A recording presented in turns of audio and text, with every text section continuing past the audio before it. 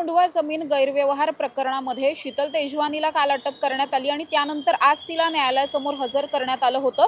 जवळपास 4 ते 4.5 तास या सगळ्या प्रकरणामधली सुनावणी आणि नंतर कोर्टाची ऑर्डर येण्याची जी काही प्रक्रिया असते ती सगळी प्रक्रिया जवळपास 4-4.5 तासांपर्यंत चालली आणि या सगळ्याच्या नंतर आता कोर्टाची ऑर्डर आली आहे। या ऑर्डरच्या नुसार शीतल तेजवानीला 8 दिवसांची पोलीस कोठडी सुनावण्यात आली आहे। अर्थात ही सगळी पोलीस कोठडी सुनावण्यापूर्वी 4.5 तासांमध्ये बरंच काही कोर्टामध्ये घडून गेलं। दोन्ही पक्षांच्या वतीने या सगळ्यामध्ये युक्तिवाद करण्यात आला। जिल्हाधिकाऱ्यांचे वकील वेगळे होते, महार वतनाची जी जमीन होती किंवा जे महार वतन ज्याला आपण म्हणतोय जे मूळ मालक आहेत त्यांचे वकील वेगळे होते, त्याचबरोबर शीतल तेजवानीचे वकील होते। असे जर आपण बघितले तर 3-4 वकिलांनी या सगळ्यामध्ये युक्तिवाद केलेला पाहायला मिळतोय। सरकारी वकील सुद्धा होते।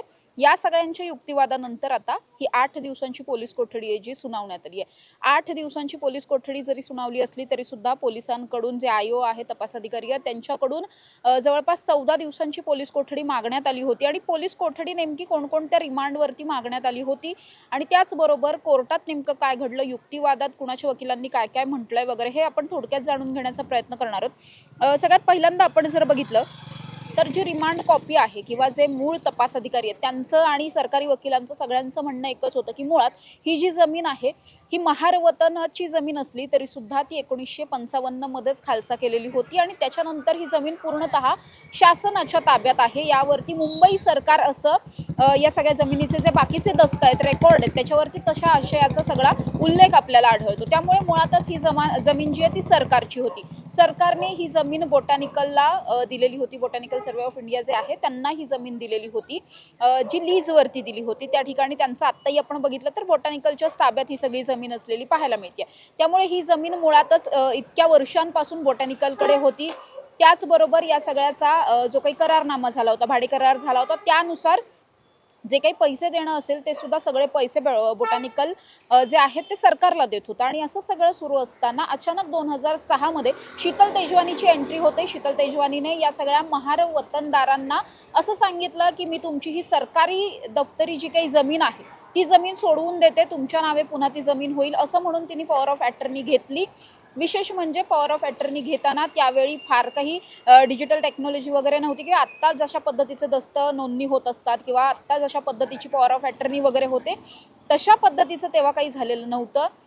तेव्हा कोऱ्या कागदांवर तिने सह्या घेतलेल्या होत्या असा एक उल्लेख वकिलांच्या बोलण्यामध्ये आलेला आहे। वकिलांनी माध्यमांशी जेव्हा संवाद साधला हे सगळं झाल्याच्या नंतर तेव्हा सुद्धा ते असं म्हटले की मुळात या सगळ्यामध्ये जे महार वतनदार होते हे फार जास्त त्यावेळी शिक्षित नव्हते। अनेक असे होते ज्यांचं काही शिक्षण झालेलं नव्हतं, लिहिता वाचता येत नव्हतं। अशा लोकांकडून याच शीतल तेजवानीने 2006-07 मध्ये कोऱ्या कागदांवरती सह्या घेतल्या आणि त्यानंतर त्याला ड्राफ्ट जोडण्यात आला। यामध्ये केवळ शीतल तेजवानीला जे काही अधिकार दिलेले होते ते अधिकार केवळ ही जमीन सोडवून आणण्यासाठीचे होते, कोर्टातून सोडवून आणण्यासाठीचे। बाकी ही जमीन विकण्याचे वगैरे कुठलेही अधिकार तिला मुळातच दिलेले नव्हते। असं असून सुद्धा शीतल तेजवानीने पहिल्यांदा 2013 मध्ये या सगळ्याच्या बाजूने खरं तर तिने कोर्टात धाव घेतली। कोर्टाकडून ही जागा सोडवून आणण्याचा किंवा ही जागा कशा पद्धतीने महार वतनाची आहे वगैरे हे दाखवण्याचा प्रयत्न झाला, तेव्हा सुद्धा तिला फार काही यश आलं नाही। 2021 मध्ये पुन्हा एकदा तिने तशाच पद्धतीने कोर्टात धाव घेतलेली होती, तेव्हा सुद्धा काहीच घडलं नाही। या सगळ्याच्या नंतर तिने अचानक 2025 मध्ये ही जी काही पॉवर ऑफ अटर्नी होती, मुळात 2018 नंतर आता 7/12 वगैरे लागू होत नाही असं असताना सुद्धा तिने जुना 7/12 या सगळ्याला लावला। हे जे दस्त होते हे तिने बदलून घेतले। या सगळ्यामध्ये वकिलांचंही असं म्हणणं आहे की तिने नंतर हे सगळे क्लॉज त्याच्यामध्ये टाकले आणि ही जमीन परस्पर विकली।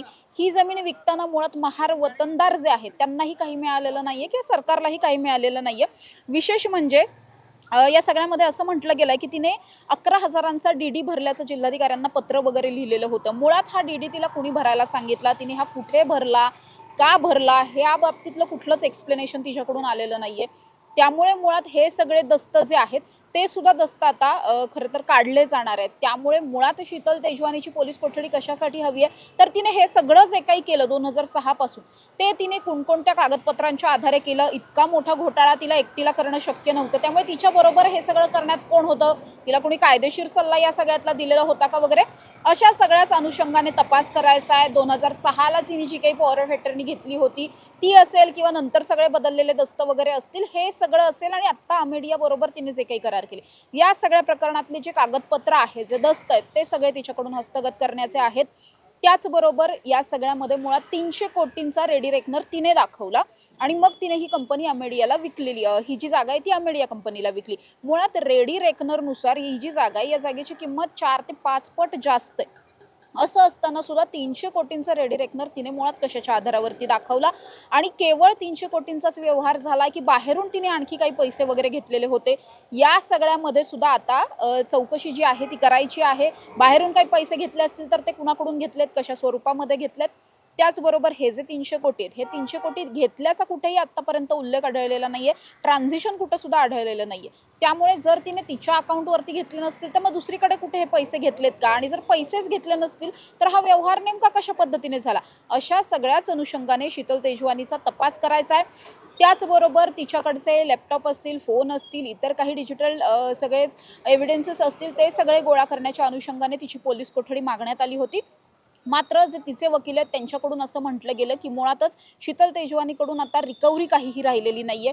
तिला जेव्हा पोलिसांनी चौकशीसाठी बोलवलं तेव्हा ती आलेली होती. त्याचबरोबर तिच्याकडून काही रिकव्हरी अपेक्षित नाहीये किंवा एखाद्या गुन्ह्यातल्या आरोपीकडून जेव्हा रिकव्हरी अपेक्षित असते त्यावेळी त्याची पोलीस कोठडी सहसा दिली जाते. मात्र या प्रकरणामध्ये जर तिच्याकडून रिकव्हरीच अपेक्षित नाहीये तर मग तिची पोलीस कोठडीची मागणी कशासाठी? मुळात या सगळ्यामध्ये सूर्यकांत येवले जे तहसीलदार होते त्या तहसीलदारांनीच स्वतः या बोटॅनिकलला पत्र लिहून असं सांगितलेलं होतं की या जागेचा ताबा जो आहे तो अमेडिया कंपनीला मिळावा. त्यामुळे मुळात या सगळ्यामध्ये सूर्यकांत येवले हे दोषी आहेत. सरकारी वकील जर आपण बघितलं किंवा आपण तेजवानीचे वकील जर म्हणतोय, तेजवानीच्या वकिलांनी हे सगळं जे खापर आहे या सगळ्याचं ते कुठेतरी येवलेंवरती फोडण्याचा प्रयत्न केला. त्यांनी असं सांगितलं की येवलेंनी या सगळ्यामध्ये पत्र दिलेलं होतं, त्यामुळे आपला थेटपणे आमच्या पक्षाचा काही संबंध नाही, शीतल तेजवानीचा संबंध नाही. ज्या येवलेंवर या सगळ्यामध्ये कारवाई होणं अपेक्षित होतं किंवा येवलेंची ज्यावेळी नायब तहसीलदारांनी त्यांच्या विरोधात गुन्हा दाखल केला होता, फिर्याद दिलेली होती, त्यामध्ये सुद्धा असं म्हटलं होतं की याआधी सुद्धा अशा पद्धतीची प्रकरणं सूर्यकांत येवले केलेली आहेत. ते अशा पद्धतीच्या सवयीचे आहेत, अशी प्रकरणं करण्याची किंवा अशा पद्धतीने सरकारी ज्या जमीन आहेत त्या खाजगी लोकांना विकण्याच्या सवयीचे वगैरे आहेत असं म्हटलं गेलं होतं. त्यामुळे मुळात सूर्यकांत येवलेंवरती या सगळ्यामध्ये कारवाई होणं गरजेचं होतं किंवा त्यांना अटक होणं गरजेचं होतं. मात्र त्यांना या सगळ्यामध्ये अँटिसिपेटरी बेल मिळते, मात्र या सगळ्यामध्ये शीतल तेजवानीला बेल मिळत नाही किंवा तिला या सगळ्यामध्ये न्यायालयीन कोठडी न मिळता पोलीस कोठडीची मागणी नेमकी कशासाठी वगैरे अशा सगळ्याच ग्राउंड्सवरती हा सगळा युक्तिवाद जो आहे तो शीतल तेजवानीच्या वकिलांकडून करण्यात आला होता. मात्र अर्थात या सगळ्या युक्तिवादाच्या नंतर सुद्धा हा गुन्हा इतका सिरियस आहे आणि या सगळ्यामध्ये आणखी जो काही पोलिसांना तपास करायचा आहे त्या तपासाच्या अनुषंगाने आणखी बरेच या सगळ्यामध्ये आरोपी निष्पन्न होऊ शकतात. काही दिवसातच या सगळ्यामध्ये आपण असंही म्हणू शकतो की दिग्विजय पाटील आणि पार्थ पवार यांचं सुद्धा नाव या सगळ्यामध्ये इन होऊ शकतं जसजसा हा तपास पुढे जाईल. त्यामुळे मुळातच तपास करणं गरजेचं आहे.